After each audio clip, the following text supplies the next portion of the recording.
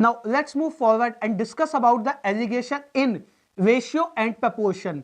Ratio and proportion में allegation को कैसे यूज करते हैं वो सीखते हैं। तो सबसे पहले जैसे हमने रेशियो में क्वेश्चंस डिस्कस किए हैं कि एक से ज्यादा मिक्सचर को जब हम कंबाइंड करते हैं, बैलेंसिंग ऑफ रेशियोज में हमने जाना एक से ज्यादा मिक्सचर को जब कंबाइंड करते हैं तो सेम रेशियो और इन अ डिफरेंट रेशियो। तो वहां पे क्या सीखा था, 2, 3, 4 वेसल्स को एक सिंगल वेसल में पलटते हैं। पहले जानते हैं वहां पे क्या सीखा था और अब जो सेक्शन पढ़ने वाले हैं उसमें क्या उसमें अंतर बनेगा। तो बैलेंसिंग ऑफ रेशियो में जाना था, अगर हमें 2 वेसल्स गिवन हैं और नेमली अगर इनको नाम दें ए और बी का,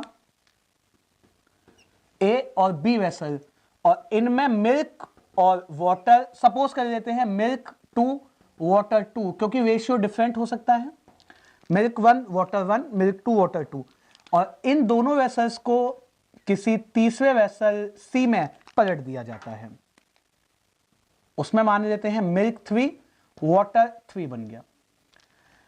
ए और बी वेसल से जो क्वांटिटी ली गई अगर वो समान होती थी तो हमने पढ़ा था in a same ratio that we can say that the balancing of X plus Y. जब यहां से डिफरेंट वेज में क्वांटिटी ली जाती थी तो हम कह सकते थे in a different ratio, and that we can say that in a desired ratio, जो हमने सेक्शन पढ़ा। मीनिंग ऑफ दिस, क्वांटिटी का रेशियो अगर मैं यहां से बनाता हूं क्वांटिटी 1 क्वांटिटी 2, तो ये हमें गिवन होता था, एलिगेट करते थे इसे, या एलिगेशन से बनाने की नीड नहीं होती थी, वो सिंपल भी हम बना देते थे। कंसेप्ट क्या होता था, ये हमें गिवन होता था, ये हमें गिवन होता था, ये हमें गिवन होता था, और ये भी। We have to find out this section, okay, ये हमें बताना होता था। और यहां पे जो ए और बी वेसल हैं, ऐसे 3 वेसल और 4 वेसल भी हो सकते हैं जिनको आप पलट के एक फाइनल वेसल बनाते हैं। किस क्वांटिटी में मिक्स हुआ वो हमें बताया जाता था। अब जो एलिगेशन जब हम यूज करते हैं तो क्वेश्चन रिवर्सल हो जाता है। ये रेशियो हमें गिवन होगा, मिल्क और वाटर, ये रेशियो भी हमें गिवन होगा, और ये रेशियो भी गिवन होगा। पूछा क्या जाएगा हमसे, हमसे पूछा जाएगा क्वांटिटीज का रेशियो। तो जो मैंने व्हाइट कलर से जो टिक किए हैं ये आपको बताता है रेशियो की बैलेंसिंग,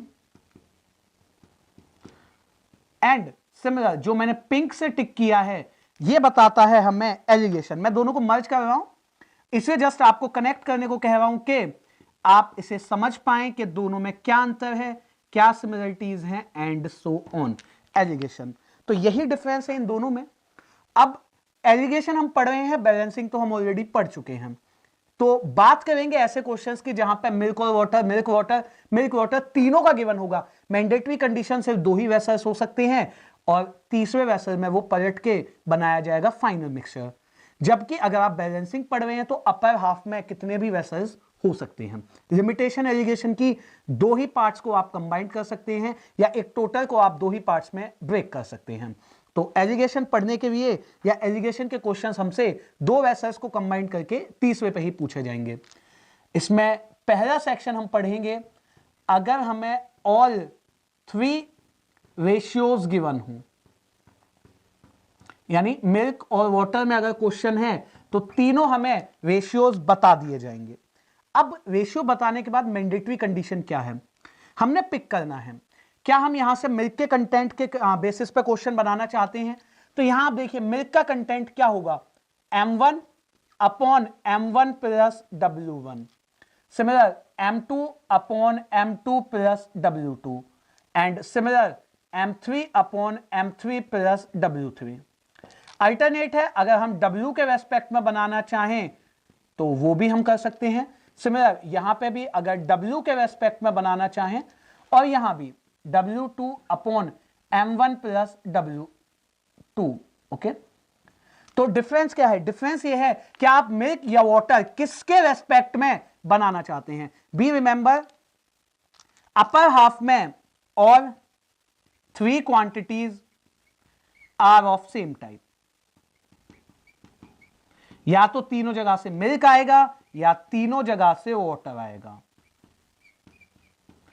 और अगर हम यहां पे इन सभी में 100 से मल्टीप्लाई कर देंगे तो हमें क्या पता चलेगा, यहां पे मिल्क का परसेंट, यहां वाटर का, मिल्क वाटर मिल्क वाटर, क्योंकि परसेंटेज क्या बताता है, मिल्क की मात्रा, दूध की मात्रा कुल मिक्सचर में यानी मिल्क और वाटर मिला के कितने प्रतिशत है। तो मिल्क को टोटल पे कंपेयर या वाटर को टोटल पे compare. In a simple words if I said it, m upon m plus w multiply by 100, that is a percentage of a milk, and w upon m plus w multiply by 100 and that is a percentage of water। तो ये milk का प्रतिशत है और ये है water का, milk percent and this one's water percent. तो अब इस कंसेप्ट पे देखते हैं क्वेश्चन हमसे कैसे पूछा जाएगा। पहला सेक्शन है तीनों रेशियोज हमें गिवन हो। So let's move forward to the question first of ratio based alligation. तो पहला क्वेश्चन हमारे सामने, two vessels A and B contain milk and water in the ratio 7:5, 17:7। दो वेसल्स हैं जिनमें मिल्क और वाटर हमें गिवन है 7:5 में और 17:7 में। तो पहले इन्हीं से स्टार्ट कर देते हैं। वेसल ए की मात्रा में, वेसल ए में मिल्क और वाटर है 7:5 और वेसल बी में मिल्क और वाटर है 17:7। जब इन दोनों को मिक्स किया गया तो वेसल सी बना और वेसल सी में मिल्क और वाटर किस रेशियो में है, 5:3 में है। ओके, 5:3 में। तो इन दोनों में से जो क्वांटिटीज कंबाइंड हुई वो किस रेशियो में कंबाइंड हुई ये बताना है। सबसे पहले अगर वेसल ए की बात करें तो इसमें मिल्क कितने हिस्से होगा, 7/12। वेसल ए की बात कर रहा हूं। वेसल बी में बात करता हूं तो कितना होगा, 17/24। वेसल सी में 5/8। ठीक है, तो यहां से इस क्वेश्चन को अलग किया गया है, यानी यहां से एलिगेट अप करेंगे। तो एलिगेशन में क्या होता है, तीनों में जो चीपर, डियर और जो मीन वैल्यूज होती हैं उसके रेस्पेक्ट में हम क्वेश्चन को फॉर्म करते हैं, उसके रेस्पेक्ट में बनाते हैं। सबसे पहले अगर कभी भी एलिगेशन के वक्त ये फ्रैक्शंस में बन जाते हैं तो इसके डिनोमिनेटर्स को पिक किया जाता है और तीनों डिनोमिनेटर्स का एलसीएम यानी 12, 24 और 8 का एलसीएम क्या बनता है, 24 बनता है। तीनों ही हाफ में उनसे गुणा कर दी जाती है। ठीक है, तो अब गुणा करने के बाद आप देखिए नंबर सिंप्लीफाई होते हैं। 12 × 2, 2 × 7 क्या बना, 14। तो 7/12 से मतलब नहीं है, 14 से मतलब है। इसी तरह से 24 से 24 कट गया, क्या बना, 17। तो 17/24 से मतलब नहीं, सिर्फ 17 से मतलब है। एंड 8 × 3, 5 × 3 15, तो मतलब है 15 से। अब आप देखिए अगर हम 14 को देखें तो सबसे छोटी वैल्यू है तो चीपर, 17 है डियर और 15 कैसी वैल्यू बनी, मीन वैल्यू। तो 17 से अगर हम 15 घटाते हैं, 17 से 15 माइनस तो बनेगा 2, 15 से 14 माइनस तो बनेगा 1। ठीक है, 2:1। अगर ऑप्शंस को गो थ्रू करते हैं फर्स्ट के लिए तो सही ऑप्शन क्या बनता है, ऑप्शन बी बनता है। ठीक है, तो यहां पे हमने इसको देखिए एलिगेट किया इस तरह से। थोड़ी देर के लिए मैं इस क्वेश्चन को हटा देता हूं और थोड़ा सा इसका एलोबरेशन हम यहां पढ़ते हैं। तो क्वेश्चन को हटा के अब सबसे पहले देखिए यहां पे थोड़ा सा अगर हमें लगे नंबर्स टिपिकल से हो गए, तो जब 7/12 के एलसीएम से मल्टीप्लाई किया था तो क्या बना था, 14। यहां पे क्या बना था, 17 और यहां क्या बना था, 15। So just try to alligate these number. 17 में से 15 गया 2 और 15 में से 14 गया तो 1, 2:1। ठीक है, ये क्वेश्चन मैंने किसके कंसेप्ट या किसके रेस्पेक्ट में बनाया था, तो ये क्वेश्चन बना है मिल्क। अगर हम वाटर के रेस्पेक्ट में बनाए तो भी क्या यही आंसर होगा, मैच करते हैं। So let's start with the water. तो यहां पे अगर बात करें वाटर का कंटेंट 5/12 वेसल ए में, यहां पे वाटर का कंटेंट 7/24 वेसल बी में और यहां पे वाटर का कंटेंट 3/8। सो अगेन पहले हम इनके एलसीएम से गुणा कर देते हैं। अल्टरनेट अप्रोच है इसकी, 24, 24 एंड 24। तो यहां पे जो नंबर बचेगा वो है 9, यहां पे जो नंबर बनेगा वो है 10 और यहां पे नंबर बना 7। तो अब इन नंबर्स को अगर एलिगेट कर दें, 10, 7 एंड 9 को, 10, 7 एंड 9, तो अगर इन्हें एलिगेट करेंगे तो 9 और 7 पे अंतर है 2, 10 और 9 में अंतर है 1, तो अब भी आंसर 2:1 ही रहा। तो ये किसके रेस्पेक्ट में था, मिल्क, और ये है वाटर के रेस्पेक्ट में। So just we need to understand one thing, either we take the milk in all 3 parts और either we take the water in all 3 parts. Simplify करना पड़ेगा, फ्रैक्शंस हटाने पड़ेंगे, सिंपल उन्हें करना पड़ेगा। उसके लिए कंसेप्ट है, जिन नंबर को आप चाहें तीनों जगह गुणा कर सकते हैं, तीनों जगह उन्हीं नंबर से आप डिवाइड भी कर सकते हैं। वो डिपेंड करता है आप कैसे उसे सिंप्लीफाई करना चाहते हैं। Okay, so that's a condition number first of the alligation in ratio. Let's move to the condition B. Let's move forward to section B. आगे बढ़ते हैं और बात करते हैं सेक्शन बी की। तो जिस तरह से सेक्शन ए में अगर सभी रेशियोज गिवन हो, सेक्शन बी में हम पढ़ेंगे अगर सभी परसेंटेज गिवन हो, all 3 percentage given.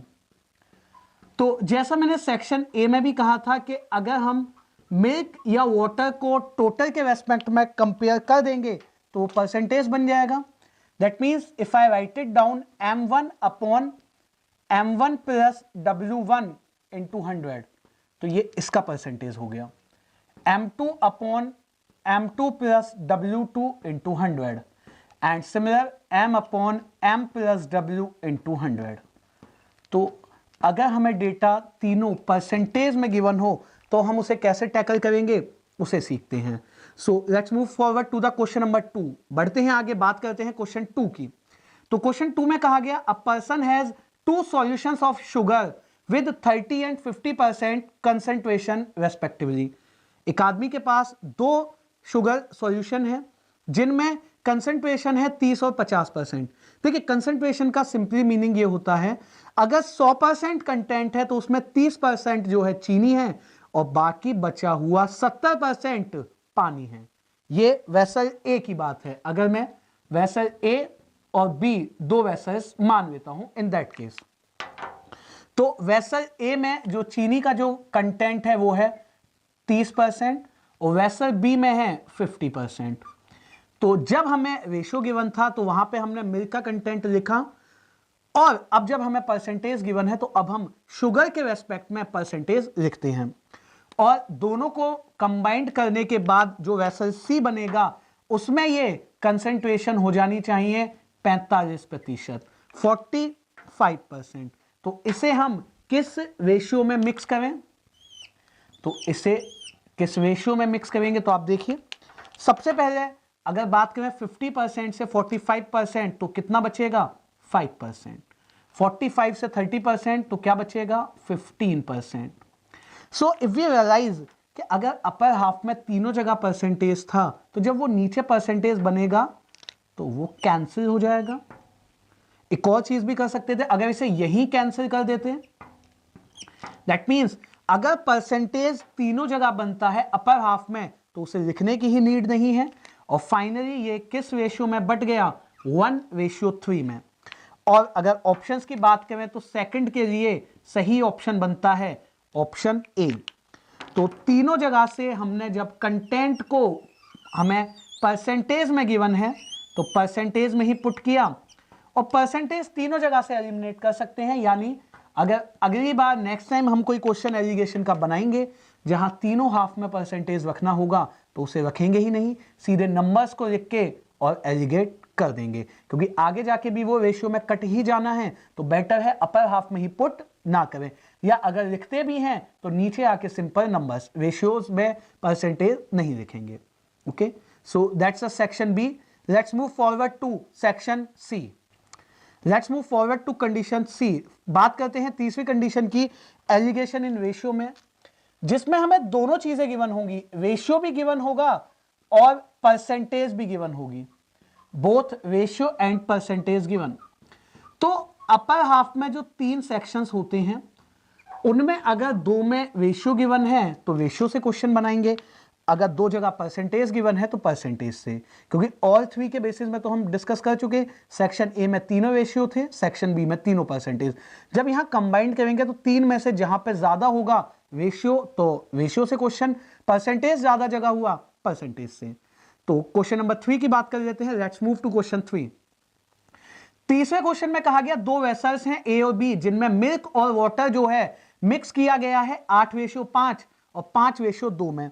Meaning vessel A के अंदर जो मिल्क और वाटर का कंटेंट है वो है 8:5 और वेसल बी के अंदर जो मिल्क और वाटर का कंटेंट है वो है 5:2। दोनों को किस रेशियो में मिक्स करें कि जो वेसल सी बने उसमें मिल्क का प्रतिशत है 69.3/13%। सबसे पहले अगर रेशियो दो जगह गिवन है that means we have to make the question on a ratio. Vessel C की बात करें अगर तो 69.3/13%। तो पहले इसी को सॉल्व करते हैं। 13 × 9 117 11 89 प्लस 3/13% क्या बन जाएगा ये 900/13%। That simplify and equivalent to 9/13। देखिए परसेंटेज किसी का क्या बताता है, ये बता रहा है मिल्क का content with respect to milk plus water, क्योंकि टोटल के रेस्पेक्ट में 100 से गुणा करते हैं। तो ये हमें बता रहा है milk upon milk plus water. अगर मैं यहां से ये निकालना चाहूं कि वाटर कितने हिस्से होगा, देखिए मिल्क 9 हिस्से है, कुल है हिस्से 13, तो वाटर है 4। तो अगर मिल्क और वाटर का रेशियो इनकेस मुझे नीड हो तो मैं लिख पाऊंगा 9:4। अब तीनों रेशियोज पता हैं तो यूज करते हैं एलिगेशन को। सबसे पहले यहां से अगर मैं मिल्क का कंटेंट उठाता हूं तो बनेगा 8/13। तो वेसल बी से अगर मैं मिल्क का कंटेंट उठाता हूं तो 5/7 और यहां से क्या बना था 9/13। तो एलिगेशन के अगर डिनोमिनेटर में जो फ्रैक्शंस के डिनोमिनेटर में नंबर्स हैं उनके एलसीएम से तीनों जगह गुणा की जाती है। 13 × 7 का एलसीएम बनेगा 91। तो 91 से तीनों में मल्टीप्लाई, तो क्या बनेगा आंसर 13 से अगर इसे कट किया 7 × 8 56 यूनिट्स। 7 से इसको कट किया 13 × 5 65 और 13 से इसको कट किया 7 9 × 7 63 और एलिगेट अगर करें तो 65 से 63 गया तो 2 और 63 से 56 गया तो 7। किस रेशियो में मिक्स किया गया है 2:7 में। तो ये सही आंसर है। और अगर बात करें थर्ड के लिए ऑप्शंस की तो option D is correct one. तीसरे क्वेश्चन के लिए सही ऑप्शन क्या हो जाएगा, ऑप्शन डी है, सही बन जाएगा। So these are the various questions on alligation in ratios. Do a lot of practice on these type of questions that end with this session. Thank you.